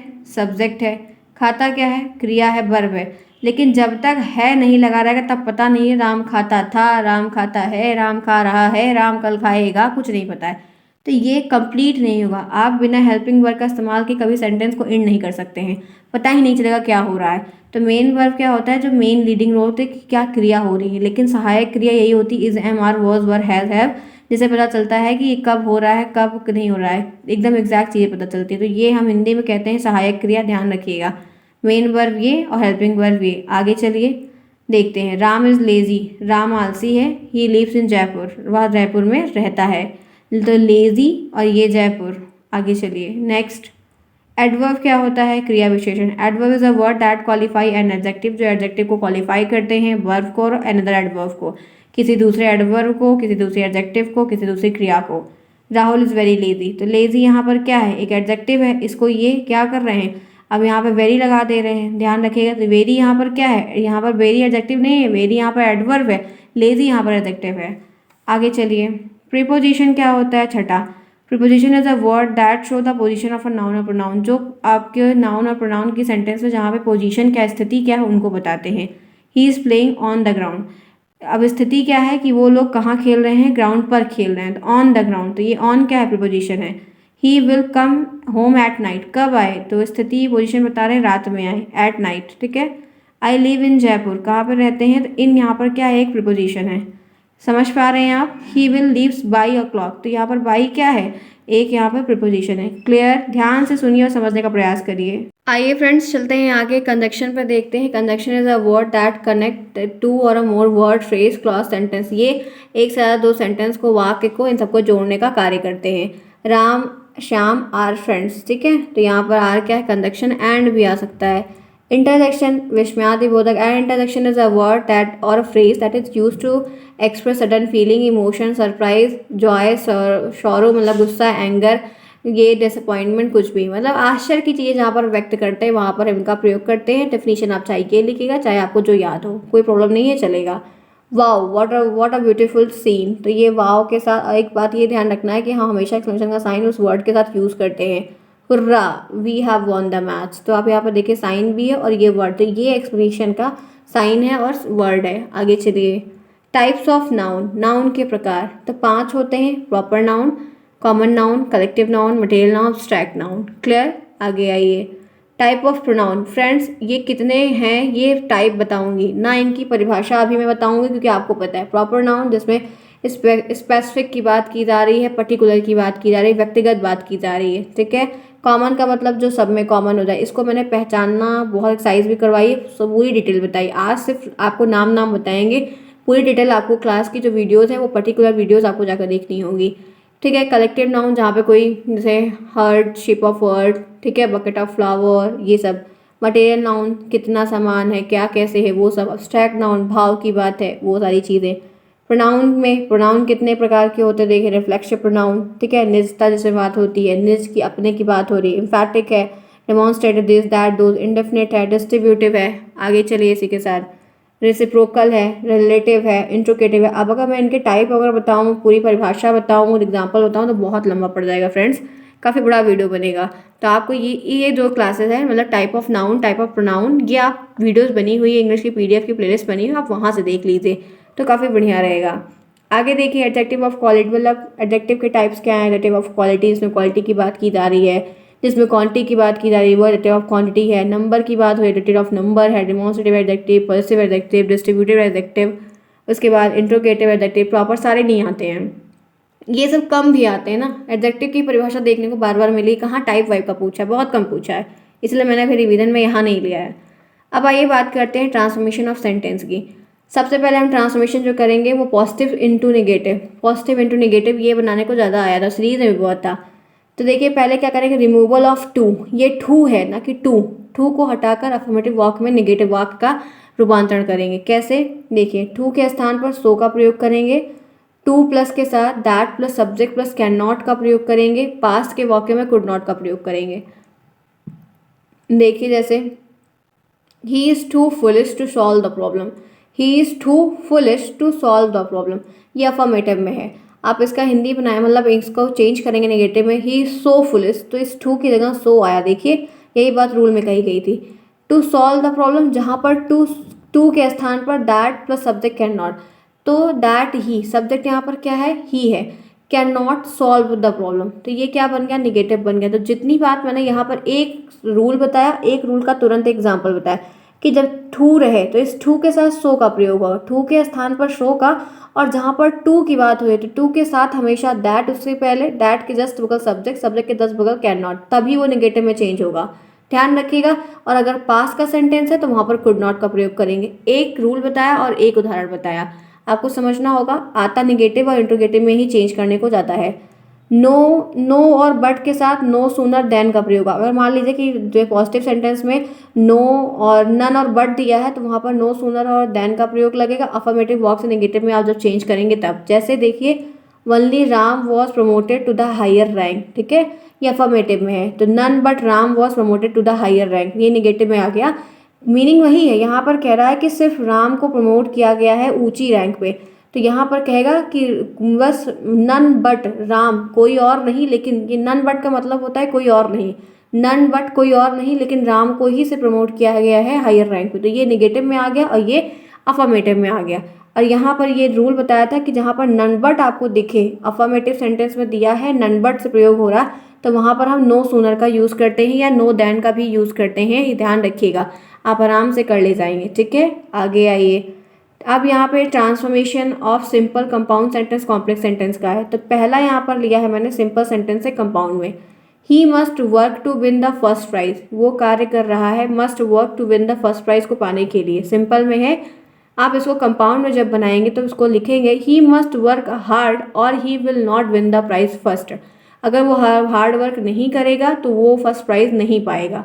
तो यहाँ पर और का जो इस्तेमाल किया गया है ये कंपाउंड का है, क्योंकि ये दो अलग अलग चीज़ों को जोड़ रहा है, ध्यान रखना है क्लियर तरीके से। आगे आइए, beside being punished he was find, simple में है, ठीक है, he was not only punished but also find, तो यहाँ पर बट का जो इस्तेमाल किया गया है ये कंपाउंड है। Beside being punished he was find, वो डांट मतलब पनिश ही नहीं किया जाएगा, उसको फाइन भी पढ़ना पड़ेगा, तो ये तो सिंपल में है। यहाँ पर जब कंपाउंड में आ रहा है तो कंपाउंड में लिखेगा ही इज़ नॉट पनिश, वो सिर्फ मार ही नहीं खाएगा, पैसा भी फाइन भी भरेगा, तो यहाँ पर दो अलग अलग को बट के द्वारा जोड़ा गया।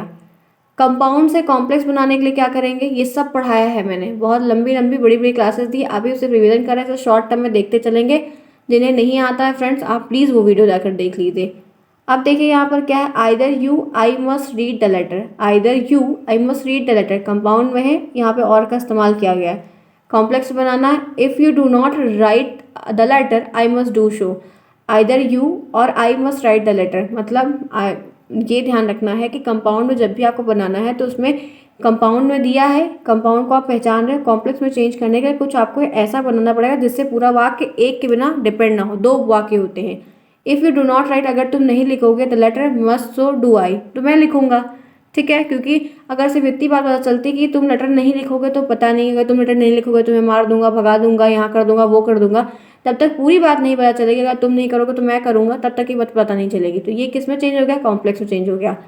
Search his bag and you will find the pen, उसका बैग खोजो और उसमें पेन मिलेगी या पेन होगी। तो ये एंड क्या है, कंपाउंड का दिखा रहा है। अब इसको कॉम्प्लेक्स बनाना है। If you search his bag, अगर तुम उसके पेन बैग को खोज लोगे तो you will find the pen, तब तुम बैग पेन भी पा जाओगे। तो ये कॉम्प्लेक्स में आया। तो इफ़ का यदि वगैरह जो इस्तेमाल होता है वो कहाँ यूज होता है, मिश्रित वाक्यों में होता है ना, यही तो बताया था हिंदी में। और कॉम्प्लेक्स को मिश्रित वाक्य कहते हैं। If you search his bag, अगर तुम उसका बैग खोज लोगे तो मैं तुम्हें इतना रुपए दूंगा, मैं तुम्हें ये दूंगा, वो दूंगा। जब तक ये नहीं पता चलेगा कि आपने कहा कि अगर आप उसका बैग खोज लोगे तो आपको पेन भी मिल जाएगी, ये हम बोले ही ना, तो आप अनुमान लगाते बैठे रहो। अगर तुम उसका बैग खोज लोगे तो तुमको मैं ये दूंगा, अगर तुम उसका बैग खोज लोगे तो ये तुम्हारा कर दूंगा, अगर तुम बैग खोज लोगे तुम्हें मारूंगा, अगर तुम बैग खोज लोगे तुम्हें पता नहीं क्या कर देगा, अच्छा भी कर सकता है, बुरा भी कर सकता है। तो कॉम्प्लेक्स सेंटेंस आपको कुछ ऐसा क्रिएट करना पड़ेगा जिसमें जब तक ये बात पूरी नहीं हो पता चलती, ये हमेशा अधूरा रहेगा। इस बात को ध्यान रखिएगा। ये वाला सेक्शन इस वाले पार्ट पे हमेशा डिपेंड रहता है, इसके बिना ये कभी पूरा नहीं हो सकता। ये हमेशा, अगर कोई सेंटेंस आप पढ़ रहे हैं, कुछ ऐसा आपको दिख रहा है, तो हमेशा पहचान जाइएगा कि वो कॉम्प्लेक्स सेंटेंस है। ठीक है, आगे चलिए। नेक्स्ट देखिए क्या है यहाँ पे, कॉम्प्लेक्स सेंटेंस को सिंपल्स में, the man who wrote his letter was a doctor. तो ये कॉम्प्लेक्स में है। The writer of this book was a doctor, जो ये किताब के लेखक है वो एक डॉक्टर है, सिंपल सी बात। ठीक है, यहाँ पर बोला गया है कि यह एक आदमी जिसने यह किताब लिखी है वो पेशे से बोला वो डॉक्टर भी है। तो यहाँ पर बोला गया है कि इस बुक का जो राइटर है वो डॉक्टर है। He said that he was innocent, उसने कहा कि वो इनोसेंट है, कॉम्प्लेक्स में है। ही डिक्लेयर हिज इनोशंस, उसने अपनी इनोशंस को डिक्लेयर किया। आगे चलिए। अब बात आती है वॉइस की। ट्रांसफॉर्मेशन तक पूरा क्लियर बताया। अब बात चलो वॉइस पे आओ। एक्टिव वॉइस और पैसिव वॉइस। एक्टिव वॉइस यानी कि कृतवाची, ये क्या है, the form of a verb that lend importance to the subject. जो ये एक ऐसा वर्ब का फॉर्म होता है जो ये लेंड करता है, दिखाता है, दर्शाता है importance of subject. The doer to the action is called active. जो कार्य को कर रहा है, जो मेन लीडिंग रोल को प्ले कर रहा है, वो एक्टिव यहाँ पर एक तरीके से।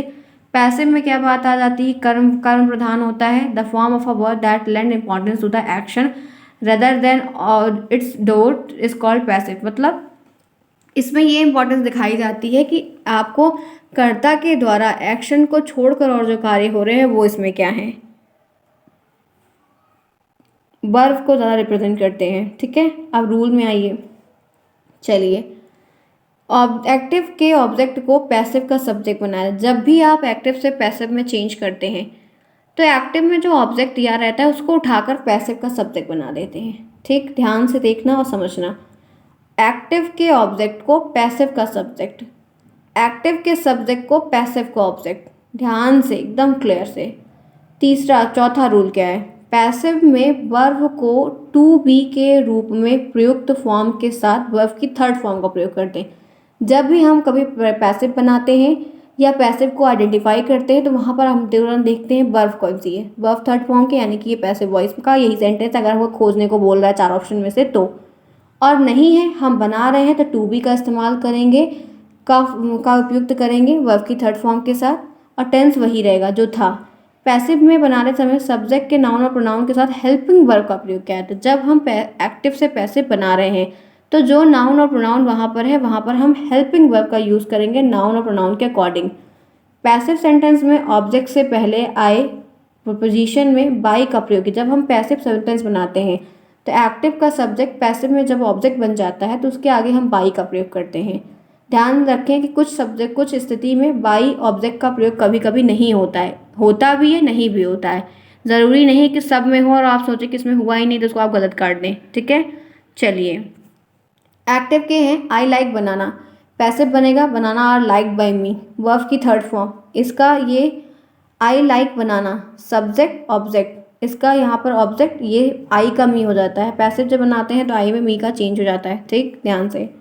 सेकंड है, यहाँ पर देखिए सेकंड क्या दिया गया है, they make chair, they make chairs, chair are made by them. तो दे का देम हो गया, चेयर्स का यहाँ पर सब्जेक्ट हो गया, मेक का मेड हो गया, अब बाई भी लग गया। ही टीच यू, ठीक है, he teach you, you are taught by him, he का हिम हो जाता है, टीच का टॉट हो जाएगा। ठीक है, यू का वही रहेगा और बाई भी लग जाएगा। You do not get good mark in the exam, देखो, good mark are not got by you in the exam. ठीक, आगे चलें, चलिए चलते हैं।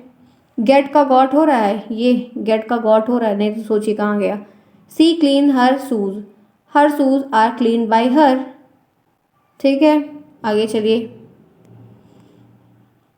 चलिए देखिए क्या है यहाँ पर, क्या है, Shah Mohan Lal, do children love flowers, do children love flower. तो यहाँ पर आपको क्वेश्चन फॉर्म में है, तो यहाँ पर लिखेंगे are flowers love by children, are flowers love by children. आगे चलिए, नेक्स्ट क्या दिया है, Shah Mohan Lal teach us English. तो यहाँ पर है we are taught English by Shah Mohan Lal. Next यहाँ पे है a cow eat grass, grass is eaten by cow, by eaten verb की थर्ड फॉर्म, ऑब्जेक्ट सब्जेक्ट, ये काउ सब्जेक्ट ऑब्जेक्ट। कर लेंगे कि नहीं फ्रेंड्स, बहुत आसान है, टू सिंपल। ठीक है, देखिए, the old man advise his son are advised by old man, verb की थर्ड फॉर्म, बाई का प्रयोग, इसका सब्जेक्ट, इसका ऑब्जेक्ट। ठीक, आगे चलिए, we do not write story, the story are not written by me. तो राइट का रिटन, बाई भी लग गया, वी का अस, स्टोरी ये सब्जेक्ट में है, यहाँ ऑब्जेक्ट में है, यहाँ सब्जेक्ट में है, ये इतनी सी बात है। आगे आइए और देख लीजिए, they have heard a tongue, they have hired a tongue, a tongue has hired by them. We have not finished our work has not been finished by us. आगे चलिए, the teacher has told us, क्या दिया है, told us interesting होगा, interesting story. तो यहाँ पर है the teacher has told us interesting story, we had been told interesting story by teacher, teacher के द्वारा हमने इंटरेस्टिंग स्टोरी सुनी। फिर यहाँ पर है he has Sita polished her shoes, अपने जूते को पॉलिश कर रही है, क्या वो अपने जूते को पॉलिश कर रही है। Have her shoes being polish by Sita, क्या उसका जूता मतलब सीता के द्वारा पॉलिश किया गया।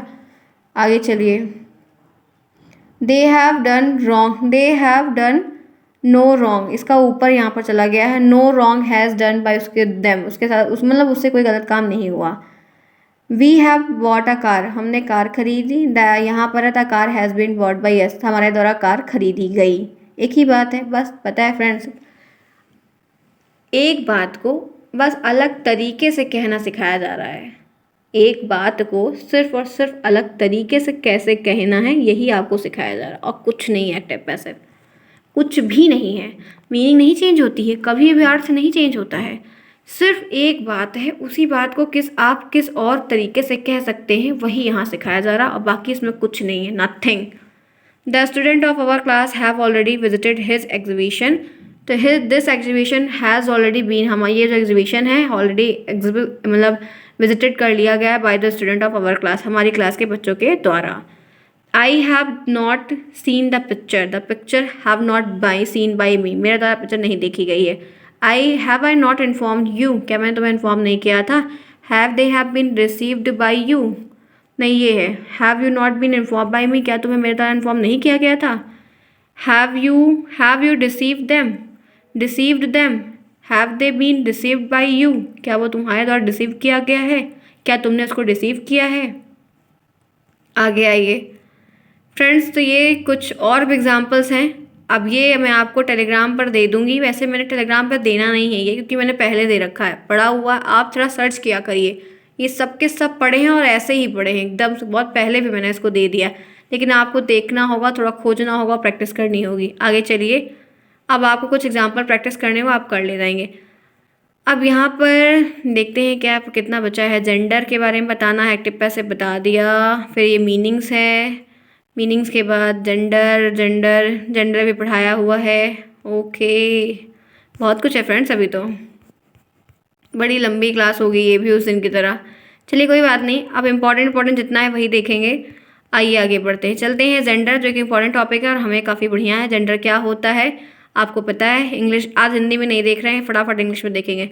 नाउन दैट डिनोट मेल और female sex is called gender. ठीक है, एक ऐसा नाउन जिससे यह डिनोट होता है, पहचान पता चलता है कि वो मेल है कि फीमेल सेक्स है, तो वो जेंडर है। ठीक है, नाइस यानी कि भतीजी, हस्बैंड यानी कि पति, मैन आदमी, लॉयन शेर, पोएट कवि, डॉग कुत्ता। अब टाइप ऑफ जेंडर में आप देख सकते हैं मैस्कुलिन जेंडर 4 प्रकार के हैं, मैस्कुलिन, फेमिनिन, कॉमन, न्यूटर। आगे चलिए, मैस्कुलिन जेंडर क्या होता है? The noun which denote male sex, व नाउन जैसे मेल सेक्स दिखता है मतलब मेल सेक्स प्रतीत होता है वो यहाँ पर मस्कुलिन है। मैन, पुर, uncle, sir, cock, bridegroom, lad, lover. Feminine में क्या होता है? इनकी भी डेफिनेशन देख लेते हैं। The noun which denote female sex is called feminine gender. Niece, ठीक है, नाइस, सॉरी नाइस नहीं, नाइस, नाइस, नीस, बड़ा अजीब अजीब है। Women, daughter, madam, queen, bride, lady. Common gender में क्या आएगा? The noun which does not specify the sex but only indicate living things is called common noun. Baby, student, professor, doctor, relative, cook, parent, fool. Neuter gender नपुंसकलिंग क्या होता है? The noun which denote a non-living object or thing with a life without a life is called neuter gender. Wood, oil, bench, school, chair, table, pen, pencil, etc. etc. कुछ rules हैं, कोई rule नहीं है। अब इनके कुछ वही opposite वाले हैं, वो मैं आपको फटाफट दिखाती हूँ, ठीक है। चलिए, जैसे देखिए, ब्रदर का सिस्टर, फादर का मदर, नेफ्यू का नीस, डॉग का बिच, किंग का क्वीन, हस्बैंड का वाइफ, विडोवर का विडो कहते हैं ना, विडोवर, मॉन्ग का नन, रैम का इव्यू, फॉक्स का विक्सन, पोएट का पोएटेस, प्रिटेस का प्रिटेस्ट, ऑथर का ऑथरेस, शेफयार्ड का सेफयार्ड्रेस। ESS लगाया जाता है, किसी में EX लगाया जाता है। तो हायर का हायरस है, होस्ट का होस्टेस है, फिर उसके बाद ट्रेटर का ट्रेटरेस्ट है, वेटर का वेटेस्ट है, कंडक्टर का कंडक्ट्रेस है, ठीक है, फाउंडर का फाउंड्रेस्ट है, हंटर का हंट्रेस्ट है, मास्टर का मिस्ट्रेस है, एम्पायर का एम्प्रेस है। आगे चलिए, son in law, daughter in law, brother in law, sister in law.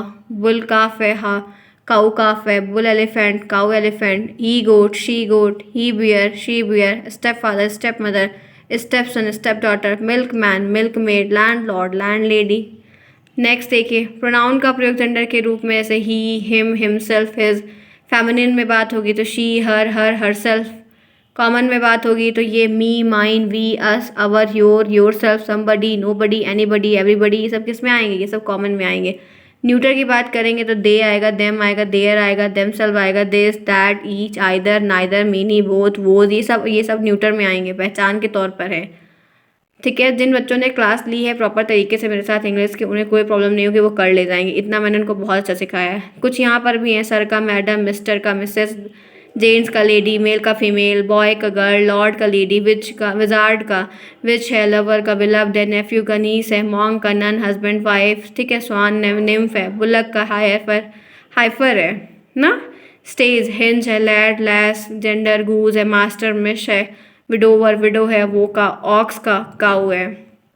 ऐसे बहुत सारे हैं, ये मैंने सब बताए हैं, सारे के सारे करवाए हैं। क्यों करवाए हैं कि नहीं करवाए हैं, भूल गए?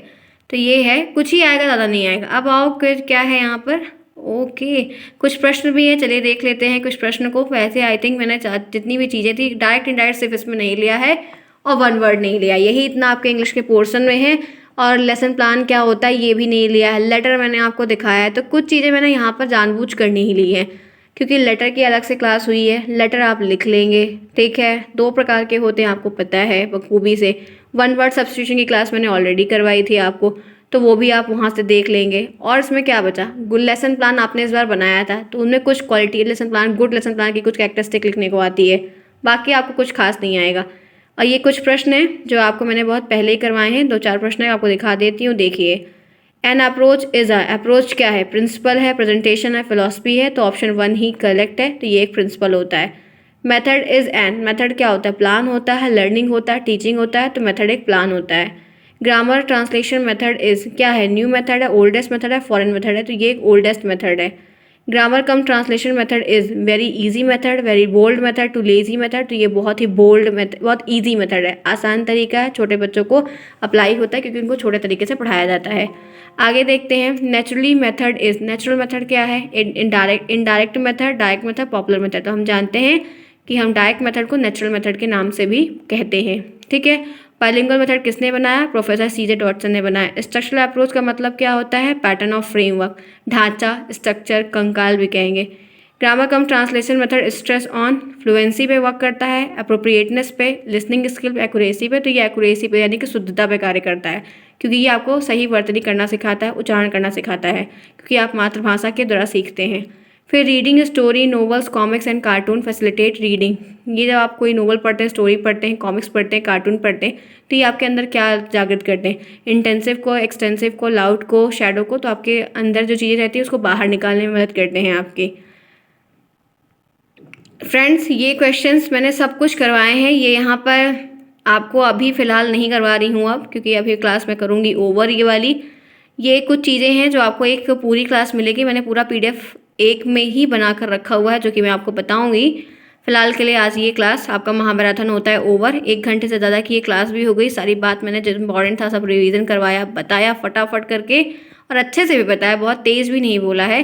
जो क्वेश्चन वाला है वो भी अब आपको एक दिन करवाऊंगी, जिसमें सारे क्वेश्चंस ले लूँगी। ये पीडीएफ इसी में पड़ा हुआ है, इसीलिए अभी वो क्वेश्चंस नहीं करवाएंगे। अब आपकी क्लास आज थ्योरी टाइप की जो थी वो यहीं पर होती है ओवर। मैं आपको क्वेश्चंस के फॉर्म में जल्दी ही करवाऊंगी, एग्जाम से पहले आपको मिल जाएगा, जिसमें एक पूरे ऑब्जेक्टिव एक साथ, वेरी शॉर्ट एक साथ और शॉर्ट एक साथ, इंपॉर्टेंट पेपर के भी जितने हैं वो सब, और जो इंपॉर्टेंट हो गए वो सारे के सारे एक साथ मिल जाएंगे। तो थ्योरी का सेक्शन, इंग्लिश का महामैराथन हमारा होता है ओवर। 25 नंबर की क्लास के लिए इतना बड़ा महामैराथन बहुत है। सब कुछ रिविजन करा दिया फ्रेंड्स, बता दिया, पूरा अपना बेस्ट किया जितना मैं कर सकती थी। होपफुली क्लास आपको अच्छी लगी होगी। जिन्होंने लाइक नहीं किया फटाफट क्लास को लाइक करेगा, और अपने एक छोटे से फीडबैक भी देते हुए जाएगा क्लास कैसी लगी। मिलते हैं नेक्स्ट में, नया महामैराथन करेंगे किसी बड़े सब्जेक्ट का। तब तक के लिए take care, thanks for watching to everyone, bye friends, see you से क्या see you soon, take care. थक गई, बाय बाय।